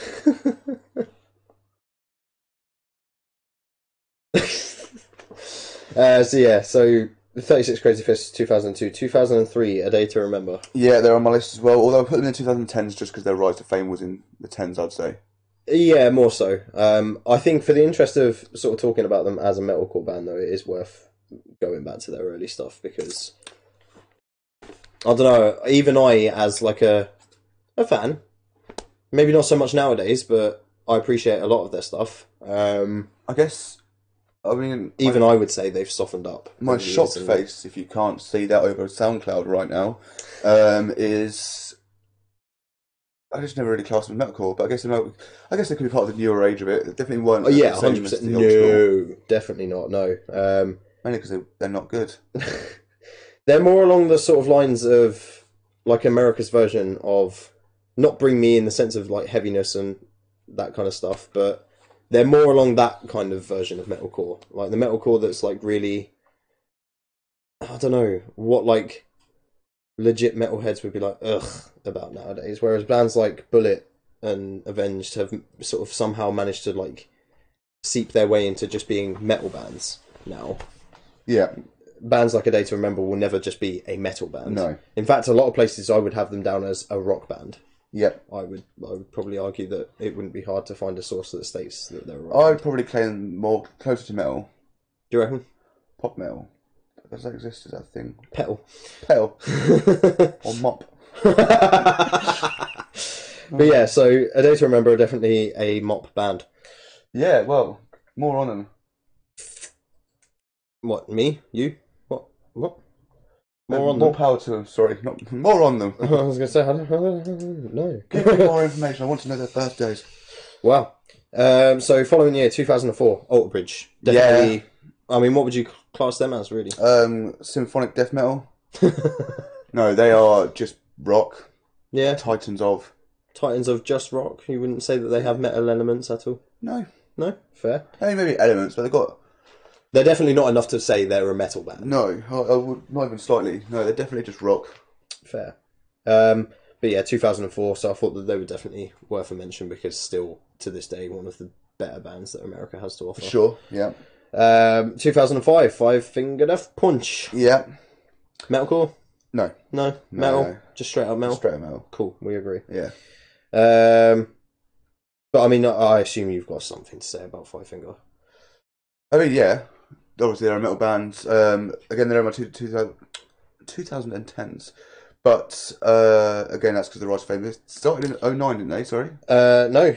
2005 they formed. Oh, did they? Okay, Yeah. fair enough. Maybe I'm just thinking about the first album again. Like maybe it's like another Slipknot where... I do feel like it was a while. Yeah. What was the first one? Way of the Fist? Yeah. They played Download in 9, so maybe the first album was like Away or something. But they opened the main stage. That's like how small they were back then. Yeah. Because they had one album. They've now got like 12. Yeah. This year. And they just literally named the new album January, February, March. Can't wait to get to May. It's going to be so exciting. Yeah, so Five Finger Death Punch. Yeah, they're massive. They are titans of rock. Metal at the moment. They're mainly focused, obviously, war metal. Yeah. So much of this stuff is on war. Which is fair play to them if that's what they want to do. I'm a fan of them. I love their older stuff. They've disintegrated each album with me, to be honest. Fair. After the first two, anyway. So yeah, Five Finger Death Punch. Yeah, incredibly big, but they're cited to be like one of the next possible headliners of Download. Like Andy Copping talks about them a lot as possibilities, but for me, I don't feel I deserve it. I would probably not go and see them. I would go see them live. I already have. That's the thing. At headline though, what are they really going to bring apart from more songs that More fire? But maybe the set list stage is show very would be worth stale. it. Yeah, I'd live shows in a minute. I'm just going to some bands that started in the early 2000s as well. Well, sorry, in the 2000s. Unless you hadn't finished your list. If you haven't, then I apologise. I have not, but I am getting towards the end of mine. But if they're earlier 2000s, then you should. So, again, this may not be formed in, but this is where they rose. You got Disturbed. I actually thought that they were 90s, yeah. I think they were formed in the 90s, yeah. Yeah, 94. Mastodon. Fair. Dillinger Escape Plan. Yeah. Rob Zombie. Rob Zombie, his first album came out in like 99. Wow, fair enough. I actually thought it was a little bit earlier. I thought it would have been like the 80s or early 90s. Early 90s. But I think obviously he was with White Zombie for years, first of all, before he went solo. Craziness. So Rob Zombie's first album, Hillbilly Deluxe, I think was 99. 99. As I already mentioned, Hatebreed as well. Fair. Like I said, I'm towards the end of mine now. I thought a band that nobody really talks about anymore, but formed the same year as Five Finger, Devil Wears Prada. Yeah. A good example of another sort of like what we would probably define as metalcore nowadays. Yeah, I would say so. I'd agree. 2008. This is an interesting one because I feel like these guys have literally only really just started being talked about. Code Orange, They started when? 2008. Wow. That's Okay, their I thought formed. Forever was their debut album. I'm gonna double check this now, but I read. They've risen massively very quickly. Code Orange is an American hardcore punk band that formed in Pittsburgh, Pennsylvania in 2008. Wow. 10 years it took for them to rise. Yeah, crazy. And it also, can you check how many albums they got out, please? Yeah. Yeah. Yeah, forever. 2000. Oh, wait, no, here we go. So they've had EPs. Right. So they had an EP in 2011 called Cycles. Embrace Me, Erase Me was the same year. Following year was Full of Hell, Code Orange Kids. Love is Love.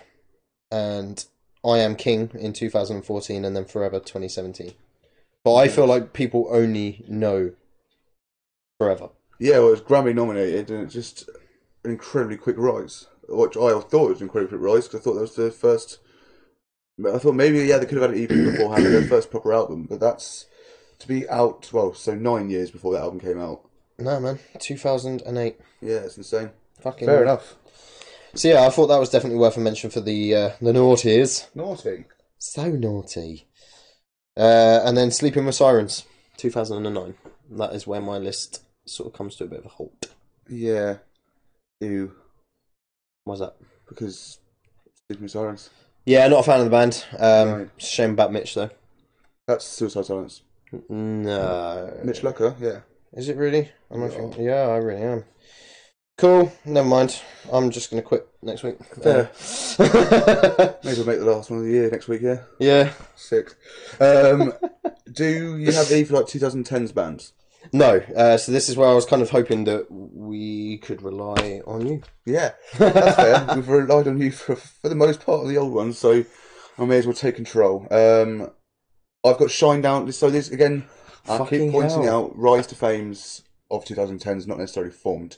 So Shine Down, Hailstorm, Yeah. Blackstone Cherry, Yep.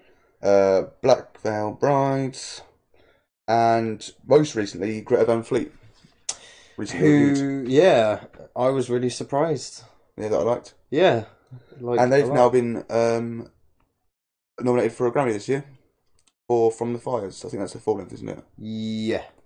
What was the EP? There's technically an EP from the Fires. Their full-length first album is Anthem of the Peaceful Army. Right. But yeah, I'm pretty sure From the Fires is still an EP technically. That's the one we reviewed? Yeah. Yeah, that's the one that's up for a Grammy. Yeah. Okay, yeah, cool. Which is fucking awesome, to be fair. If it's not that, it's a song from that. And I think it's the album, it is and the it's album. also Highway Tune. Yes. Song. Yeah. Yeah. Yeah, I read that. So that's fucking nuts when you think about it, really. Yeah. I mean, we probably should have done Grammy nominations for news, but hey, we are the monkeys. So, yeah, so I guess with this, you could put Southern rock as like a big push here. So, with Shine Down and Blackstone Cherry, I'm sure Buck Cherry would fit into that as well. Probably. I mean, I was going to say this when we were talking about Old Bridge beforehand. They have some resemblances to Southern rock as well. It's not so, like, hillbilly-ish, but it's a cleaner version of Southern rock. It's definitely leaning towards more rock. But if you're gonna say, "Oh, does it have any similarities to anything that's more Southern rock than metal," for example, Yeah. they are. I think I want to say I want to say Old Bridge. I like Louisiana, but I could be wrong. Sophie Ray says, a Grammy double whammy. Wow. That's, yeah, Yeah, good name for it. fair. Then obviously you got America's version of Bring Us Horizon with Black Veil Brides, because you've got to give shit bands out for kids liking you. Really? Lovely. I love their song where they full on rip off Waking the Fallen. Well, on Hello Confessions. So yeah, with Shine Down, Blackstone Cherry, and Buck Cherry, at least, possibly touching on Old Bridge, but only a little bit. Southern rock made its rise to fame a little bit there. Yeah. Blackstone Cherry are another band that seem to be on the list for headlining download as well. Which, to be fair, after their performance this year, I really enjoyed the performance this year, but I don't care ever to see them headline. Interesting. But again, I really have a strong dislike for bands that are Southern rock. Like, I've never liked any of them, really. Like, Blackstone Cherry are the best of the worst. Shinedown are awful, in my opinion. Buck Cherry suck as well. I'm losing my voice slightly. Shinedown's newest album is atrocious, in my opinion. Yeah, I've heard multiple people say that. Doesn't really seem to matter whether somebody's a fan or just trying to see what the band sound like for the first time. Nobody really has a good opinion of it. No. But I do like some of their older songs. They've got a couple that are really good. But yeah, I mean, I can see Blackstone Cherry on a headline slot, definitely. Yeah, I'm not against it. I just don't care for it, so I'll just go see someone else unless there was no one else on. Yeah, but even then, I'd be like, I might go back to camp. yeah, unless there's a big group of mates with me, I'll just go back to camp. Crazy. Hailstorm, in fact, are Grammy Award winners, not just nominees. That's the words. They are massive in rock. I'd say Hailstorm are rock. Would you push that point? Yeah, I wouldn't argue that. But they're definitely not metal. They're definitely not like progressive. No. I think they're new metal. Love bites, but so do I. That was my terrible rap of Love Bites. I thought it was brilliant. Cut. It just goes back to the podcast coming on soon. Has the little fallout symbol. Please stand by. Radioactive rapper. Anyway, so yeah, top this off with Greta Van Fleet, aka Led Zeppelin 2.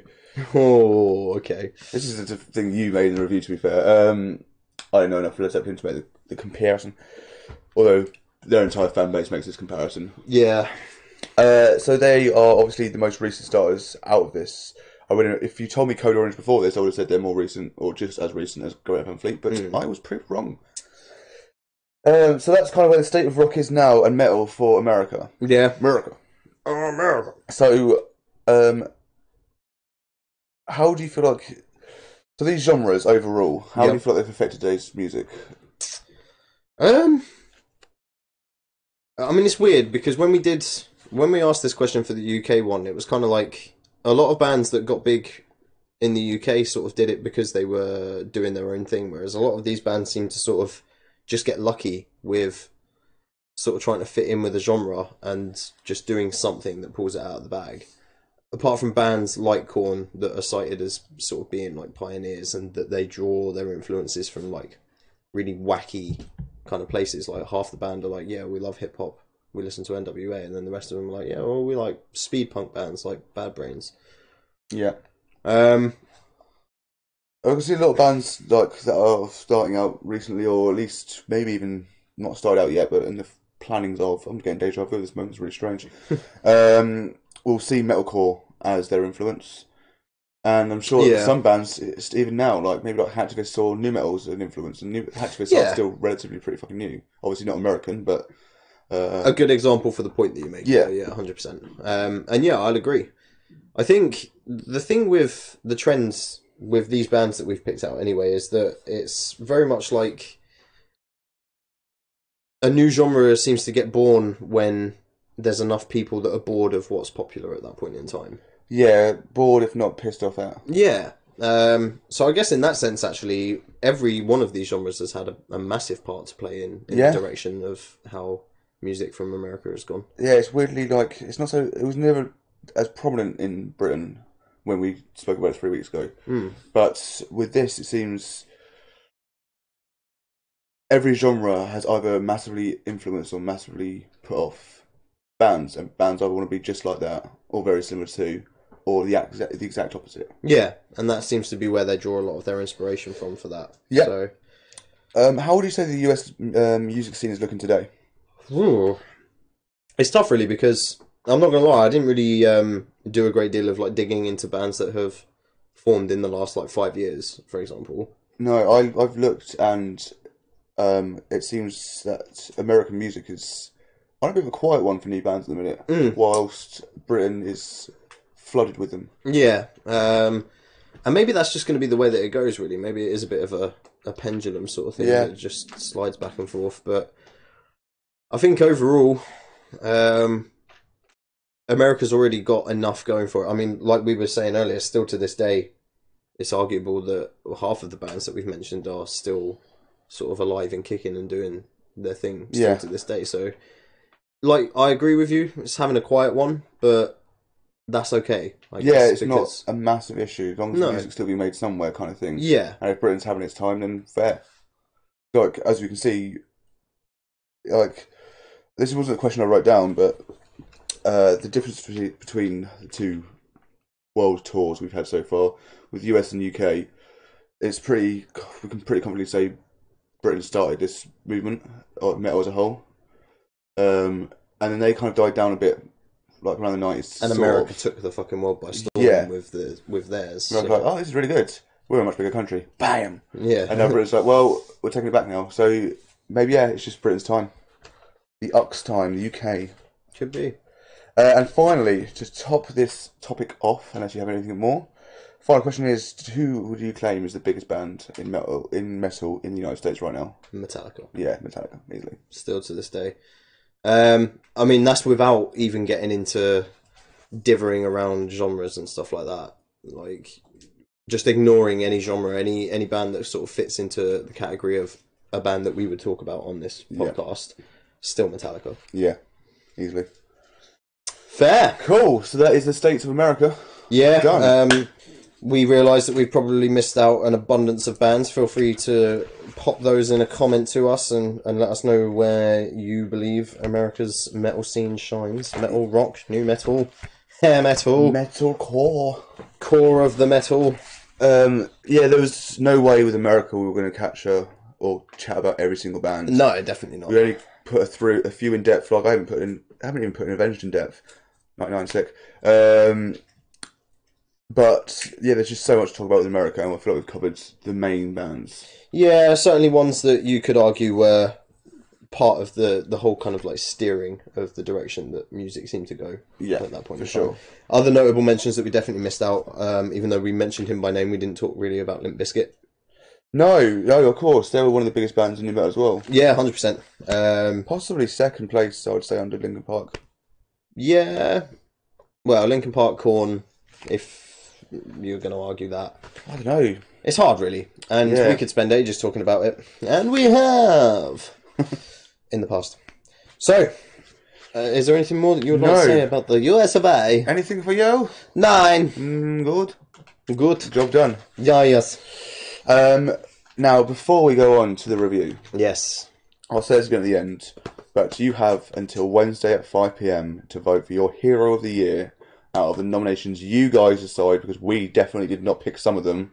We don't even agree with half of them. Well, some of them. One of them in particular. One of them we definitely do not agree with. No. But we like adhering to what the fans want. Yep. Interactive podcast number 1. So yeah, go vote. Just like the comments. Someone's liked 2 comments, cheeky. Like your comment with that says the person and the reason. I mean, do we count both of them? Do we count one of them? I guess both. Don't vote for everybody. Yeah. Orcs. Give you a maximum of 2 votes. Apparently so. Even though if you make 3 now, we can't decide which one you did first or second. So don't give the game away. Shit. Sorry. Cool. So we're going to move on to The Here and Now by Architects. Yes, we fucking are. So a little bit of background to anybody that doesn't know. Kieran has been playing the albums from back to front, really, technically. Not the actual albums themselves, that would be a bit weird. But he's been going from the most recent albums, with the exception of Holy Hell, which only came out how many weeks ago? Oh, I don't know. Some time ago. About November 16th, I think it was. But you've been working backwards through the albums anyway, so you've been going from most recent albums, and now you're working your way back. And I chose this album for us to review this week, purely because it was next I on my have list anyway. well, yes, it was, and I have been waiting for a very long time for you to start it, and I've been mentioning to you recently, when are you going to start it? When are you going to start it? And you're like, oh, I don't know. Yeah, so I do. Really wouldn't have yet. No, because and I that's was still listening to Holy Hell and whatever album we'll be reviewing. So painful for me to know. Yeah, quite frankly. But here we are, the here and now. Do you want me to start? Yeah, I do. Oh, fucking mate. I'm really excited. So, I mean, just from the off, it's fair to say 100% different album. Yeah, literally, I've written immediately different from the architects I know. That's my first sentence of this review. Fair enough. So this is for day in, day out.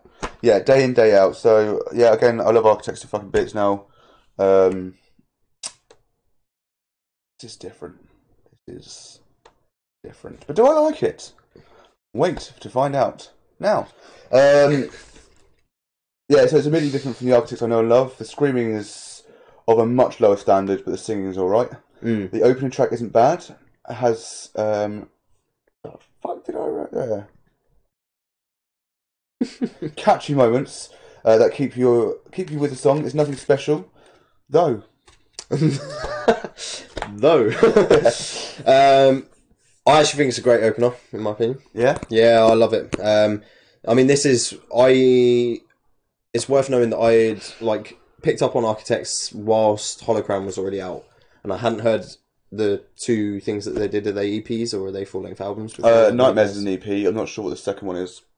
But I hadn't listened to those, so I picked them up at Holocrown and listened to that album religiously. So you're straight in with Sam then, because it wasn't Sam to start off with. Yeah, I know. Yeah, straight in. No lube or nothing. And yeah, I'd spammed that album so much that by the time that I actually got to listening to it, this was only about a month or two away from release. So I basically, in my mind, I'd found a new band that I really liked, had spammed their album, and then literally within a few days of finding them was getting told, seeing it on the net and getting told by fans that were already fans, oh yeah, they've got a new album coming out soon. So I was really excited by this, and yeah, I thought it was a great opener. At the time of release, I, along with many other fans, was fairly taken aback from the very melodic chorus. Where I differed was that this song excited the fuck out of me. Others were a lot more sceptical, I feel, at the time. But I think it's a great song. Has a sick vibe. Definitely one of my faves. Yeah, fair enough, man. Learn to Live. A pretty boring song again. It's not, a pretty boring song. Again, it's not awful, but nothing exciting. I realise this is a much softer album than they usually release, but going by screaming, it's not worth attempting more than singing. Fair. Yeah, I think, obviously, he's managed to sort his voice out nowadays. But I think after touring the first album, he really had fucked his voice entirely. Right, yeah. Which you'll hear. You'll hear the difference. But yeah, I put still a good song, but in my opinion, suffers next to Day In, Day Out. It's far more prissy, a lot less gritty, but definitely still catchy. I like the gang vocals towards the end, and must be good live, although in the times that I've seen them live, they've never played it. I don't think they touch anything on this album now. Probably not. Wouldn't surprise me. They've effectively disowned the album. Yeah, that's fair. Because fans just gave them a lot of shit for it. A lot of hatred. Fair. I mean, second album in, that's pretty tough going. Yeah. Second, album that has Sam in, anyway. And that's where I feel like they accumulated a lot of their fan base. Right. But anyway, cool. Delete. Rewind. A better song. Is that it? MJ agrees. So what the fuck's going on? A better song. I actually quite like the soft, clean vocals in this one. Nothing else to say though. Nothing what to do about it. Fair. The fucking drums, man. The fucking drums. Yeah. Yeah, they're so good. It's a really, really good song, but by this point it's so clear how cleaned up the guitar is, and in that sense I'm feeling a lot of the kind of general vibe that this album is a lot softer, and it becomes quite easy to feel after a few songs of really toned down on the crunch with the guitars. There was, I agree with the guitar work for sure. There was actually, by this point, already more screaming than I assumed was in this album. Yeah, I think this is obviously something that I wanted to avoid talking to you about, because when you said I've talked to people and they say it's predominantly singing, I've been you'll have to see, wouldn't you? Mostly because I disagree entirely, but it was interesting to see what you would make of it, really, because I disagree. I would still say predominantly singing is correct, but it's a lot screamier than I thought. Yeah. Even if they are really crap screams. I feel like you were perhaps misled by a few other people that I expected a lot singing more, with occasional, blah. There's no bless in this at all, no bleh. which is just filthy. But yeah, so I really like Delete Rewind. BTM. BTN, which I found out whilst looking at this, stands for Brighton Train Station. It does indeed. So one of the better songs on the album. It's a tad longer than it needs to be, but the guitar work shines a bit more, and the chorus sounds pretty good. Catchy too. That's interesting. Far softer departure from the original sound that we know. There is a distinct lack of dirt on the guitar, and while it's good enough, or while it's a good enough song, certainly not crap. Hey, it's Findray. never done anything for me. No. No. And the whole time that I've listened to this album, this has been a song that I'm just like, Fair. it's alright. It's the first one that jumped out to me whilst listening to it in the car. A fair few times before I listened to it for like I wasn't sure if this was going to happen. I wasn't No. sure if you were going to get like a jump out song. No, don't get me wrong. Not saying it's great. No. It's the one where okay, it's got a bit to it, a bit of a ring to it. So an open letter to myself. Yeah. The layout of this song is actually pretty good. The overuse of repeating lyrics gets tedious very fucking quickly though. The clean into screaming vocals worked well. Is that all? Yeah. So I had actually never been a fan of this song until listening to it this time round. And maybe given that things have happened since, sort of sheds like a new appreciation on some of the lyrics. But it reminds me of a song, Hollow Crown, in its style. Still not mad, but yeah, a lot better than I've thought about it in the past. Okay, there you go. So it's interesting that you say like, oh, I like the layout and the style of this song because very, very similar. In fact, I will point this out when you're listening to Hollow Crown. I'll remind you of this moment. Right, okay. And say, go back and listen to this song and tell me that they're not styled exactly the same as each other. Interesting. But yeah, I immediately got like a strong Hollow Crown vibe from it, always have done. Like I said, still not mad about it as a song, but I definitely appreciate it a lot more than I have done. This was a song that I was like, right, when I first listened to the album. Fair. So yeah. The Blues! The Blues! Whilst the speed of the drumming in this is impressive, even that gets repetitive fast. Super bored at this point. It's rare to hear anything exciting throughout these songs. Fair. Yeah, awesome drums, but kind of recycled riffs from the first couple of songs. Structure suffers in a very similar sort of way. Still can't say it's bad, but it definitely has its flaws. Okay, cool. Red Eyes. A waste of a song that left me with closed eyes as I was so bored. Nothing exciting at all. It all feels this song just felt like it was all the same tone. Yeah, fair. I'm not phased in the grand scheme. I feel like this can be seen as a bit of a filler song that has little impact. Yeah. At least we agree on that. Yeah, 100%. Stay young forever. I plan to. Well, how's that going? I'm old. A more enjoyable track that varies in styles a fair bit. This track most resembles Future Architects. It still doesn't make me want to go nuts or headbanged or anything, but it's definitely in the right direction. We are getting very similar vibes throughout this album, I think. Yeah. Listening to it. So I feel like this song would work better with a dirtier tone on the guitar, straight from the off. Mostly because lyrically it's really good, but you can hear Daybreaker in the guitar work solidly. Like you can hear, like, it wouldn't surprise me if they ever came out with a story where they were like listening to this song, this album through again, thinking like, right, our fans are trashing this.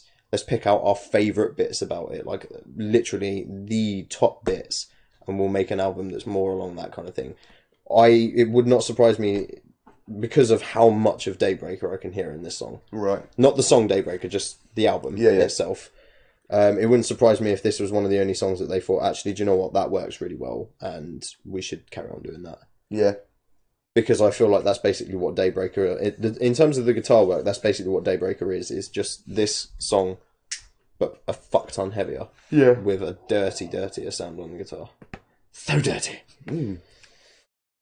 Heartburn.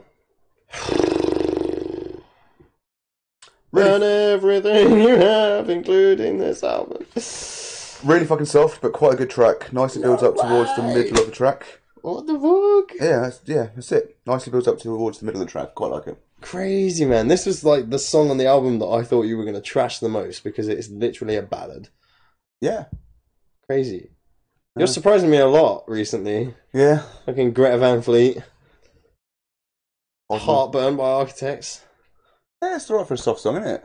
No. Fair enough. I mean, there was a time that I quite liked it. It's been on my playlist in the past, but I think there's definitely some biases because I have personal reasons to really hate it nowadays. But yeah, just listening to it again is just kind of like, yeah, no, no, yeah, no. Fair enough. And then into year in, year out / up and away. So I would say technically the ending track is year in, year out. Yeah, And obviously up and away is the like a little bonus skip bit. yeah, at the end. hidden track. Trick. So starting off with the closer, the guest vocals of Greg Puciato from Dillinger Escape Plan don't add anything really, as they don't sound great. Good closing moments of what is technically the album closer. A nice build up of drums, guitar, and Sam's screams. Yeah. Going into the final part of Up and Away, 30-second silence. Then brings in the hidden song Up and Away, which finalises a point that a lot of this album isn't needed. I wrote is needed. Finalises the point. So this hidden track finalises the point that a lot of this album just isn't needed. Fair. Yeah, year in, year out, I just put it's alright. It's an okay close to an okay album, but not me. Okay. Pretty much. It's hard to find sort of extended things to write about by this point because it's like a lot of this album seems like it's recycled from the beginning of the album. And yeah, Up and Away, cool. It's alright. And yeah, that's pretty much all I really have to say. It's okay. It's an okay close to an okay album. I can't really sort of muster up anything else. I like it. Well, I like a strong word. In this case, overall, it's an album I won't listen to again. I'll always stand by the points that artists should always release the music they want to make rather than adhering to the fans. Yeah. But this is just bad. There's a couple of tracks or moments that I've got to start writing where I can read it. It's literally the word. If only you had some spectacles or something that would help you do that. No, I think I can see clearly this close up. I just can't fucking write anything. Oh, sorry. Oh god, there goes the green screen. Oh dear God. So yeah, there are a couple of tracks or moments that are good, but nothing spectacular. Boring is the overall word for the album, which is a shame. It's a good job. I gave it a few listens because when I first, if it was a one listen thing, there would be hate seething through me about this album. So first time around, you were I was like, nah. I put on the first song. I was like, this is fucking awful. What is this shit I'm listening to? It's not much higher now, but it's better. Fair. I'll give my number at the end. Cool. Yeah, overall, it's not what you would expect from Architects at all, and this is exactly why I've been waiting for you to review it. But to be a fan, you have to know the origins. Yeah, for sure. It makes me ever more interested to hear what you're going to make of Hollow Crown, because again, it's a completely different direction from this. And from the future stuff, I'm assuming. Yeah, 100%. So yeah, well, what you mean Hollow Crown being a departure from the stuff that they've... Yeah. Closer, is it then? A lot closer. Oh, okay. A lot closer, but yeah, But still... apparently that's predominantly screaming, like fuck all singing. There's literally probably collectively about a minute of singing in that entire album. I look forward to that minute. But yeah, so overall, it's an okay album. There are some songs on it that I really like. Day In, Day Out, I actually really did quite like. Learn to Live was another one that made it onto my playlist for a while, but I got bored of it very quickly. Yeah. Especially when Daybreaker came out, I was just like, nah, fuck this album. So yeah, do you want me to give my rating first? It's up to you. I gave it a 6. I give it a 6. So usually I'm stuck between two numbers. This time you're stuck between, if any? Well, sometimes, rarely, I've got one. This time, for the first ever time in decided history, mark this down in your calendars, I've stuck between 3 numbers. Jesus fucking Christ. I've gone for the middle number. I was going to say, surely that's an easier predicament to work your way out of. Yeah. I've gone for the middle number, which is a spectacular 4 out of 10. Wow. Yep. Perhaps I shouldn't have, but I subconsciously... So you almost gave it a 3. almost gave it a 3. And you also almost gave it a 5. Yeah, that was the least likely one. Yeah, fair. Yeah, I give it 4 out of 10. I but probably shouldn't have. But I kind of like somewhat subconsciously compared it with albums. Like, it's not as bad as Bear 2, so it can't be a 2. And I was like, is it as bad? Like, is it worse than Slipknot's The Grey Chapter, which I gave a 4 out of 10? I was like, I'm not sure about that. Maybe it's worse because at least on Grey Chapter there are some songs that I love on there, a song that I love. But again, I stopped for 4. So there you go. I didn't think I'd ever fucking mark Architect lower than a 6. There you have it. Or at least lower than a 5, yeah. It just goes to show, really. Yeah, that they were shit. Cool. And that is the here and now. The here and now. Which, thankfully, it no longer is the here and now. No, it's the then and there. Yeah. Excellent. So, before we finish, this may surprise you, but you can follow us on multiple things. Really? Yeah, and I'm going to do this in one. Okay, you fucking ready for that shit? You can follow us on Facebook at facebook.com/Deciphered, Twitter @Deciphered, Instagram @_Deciphered, Twitch Deciphered with lower cap D, YouTube Deciphered, and SoundCloud uploaded every Tuesday for your audio listening on Deciphered. Pow in the kisser. Also, if you didn't hear us already, or somehow you haven't done it because you're a silly egg, you can vote on Hero of the Year on our Facebook page on the post that starts off talking about awards. We have, let's read them out. We have 8 nominees as chosen by you, the fans, who we love in every single way. I'm extending my sentence so I can go through Facebook and find the post. The nominees are, in no particular order, Milk Teeth for their work with charities fighting anorexia, Trivium for making a point of showing how great the overall metal scene is and providing a stage for small bands such as Code Orange, who have been around for 10 years. Threaten for pulling off such a stunt to make headlines around the world. Dan Sell of Architects for stepping up and taking the reins with songwriting in Architects and releasing an album after the death of his brother, bandmate and main songwriter, Tom Sell. Jamie Jester for his work in building the genre and promoting bands through his podcast. Tim Lambesis for bettering himself and returning to music after his prison sentence of attempted hire for murder. Mike Shinoda for being an advocate for mental health awareness and continuing to be one of rock's kindest people since the death of bandmate Chester Bennington. And finally, We Came as Romance. Romance? Romance. We Came as Romans. What the fuck is a word? We Came as Romans for starting the Kyle Pavone Foundation after his death. So go and vote on our Facebook. It ends at 5 PM on Wednesday because we've decided that's when it ends. And we're deciphered, and we decided. So. We decided. So that's that. Okie dokie. Next week. Funnily enough, I'm still fucking wrecked. Going on from that, We Came as Romance. My Chemical Romance.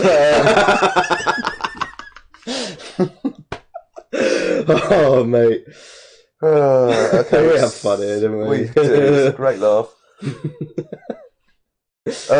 Join us. Going on from that, join us next Monday at 8 PM where we will be live.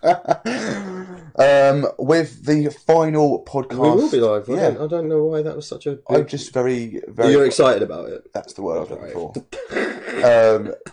We'll be live. With the final podcast of the year. It is the Deciphered Awards. Which is why you need to get your nominations in now. Yeah, because you decide not only the nominees, but the winner of that one. The rest, you sit and listen to us decide. Alright, so, going on from that, am I looking in the wrong pad? Of course I am. Here are the awards that we'll be going through next week on the podcast. Let's quick time this because I've written half of them down. In no particular order, in fact, in a particular order of how we were doing them on the podcast. Funniest moment in metal. Festival lineup of the year. So we decided we wouldn't do festival of the year because Rob's only been to Download, so that would kind of be the winner automatically. I've been to Download and Bloodstock. Spoiler, Download would win over Bloodstock. But we're going to go for Festival lineup of the year, so this would be anywhere in the world where the lineup looks so incredible that we're like, dude, the final festival lineup looks amazing. Best live show we've personally attended. This is obviously all in 2018. Best drummer. Best vocalist. Best guitarists with a slash. Huh. Giveaway. I meant like in terms of guitarist / S. Guitarists. You see what I'm going at? Best bassist. Yeah.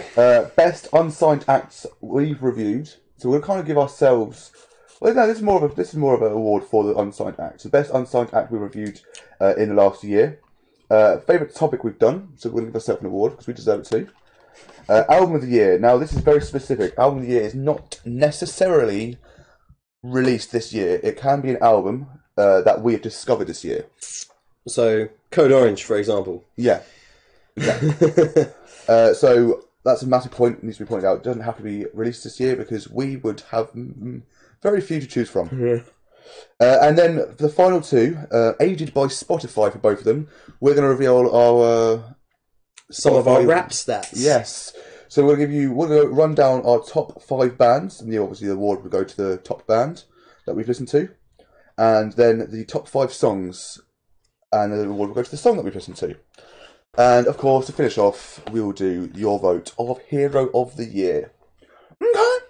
So, join us then. Also, we had a poll up for our final review of the year. Oh, cha-cha-cha. And that was Rob's pick of Rainier Fog by Alice in Chains. This is a really awkward way to scratch my nose. Rainier Fog by Alice in Chains versus my pick of Metallica's Hardwired Self-Destruct. Both the band's most recent albums. Yeah. Both bands we love. Yeah. Or that we love, at least love our own picks. Not Spotify, go home. Instagram, thank you for your votes. You picked Hardwired to Self-Destruct. Twitter, thank you for your vote. You picked Rainier Fog by Alice in Chains. Facebook, thank you for your votes. You picked Hardwired to Self-Destruct. So Hardwired to Self-Destruct is the album we are reviewing next week. Yeah. To top it all off. Do you know what? I'm not actually gutted about that in the slightest because it'll be interesting. Yeah, I haven't heard the full album. I've heard a queue full of songs. A queue full of songs, yes. Because we're British and we love queuing.